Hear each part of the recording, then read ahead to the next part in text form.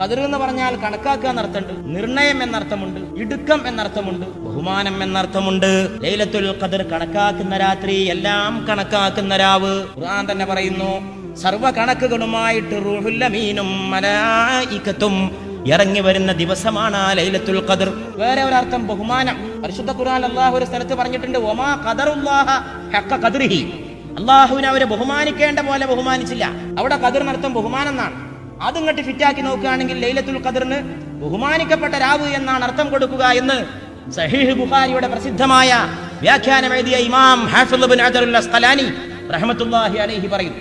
അവരുടെ അഭിപ്രായത്തിൽ ലൈലത്തുൽ ഖദറിന്റെ അർത്ഥം ബഹുമാനിക്കപ്പെട്ട രാവ് എന്നാണ്, കണക്കാക്കുന്ന രാവ് എന്നല്ല. പക്ഷേ ശാഫിഈ മദ്ഹബിന്റെ ഏറ്റവും വലിയ പണ്ഡിതനും ഇമാമുമായിട്ടുള്ള സയ്യിദുനാ ഇമാം നബവി റഹിമഹുല്ലാഹ് പറയുന്നു, കണക്കാക്കുന്ന രാവ് എന്ന അർത്ഥമാണ് കൂടുതൽ സ്യൂട്ട്.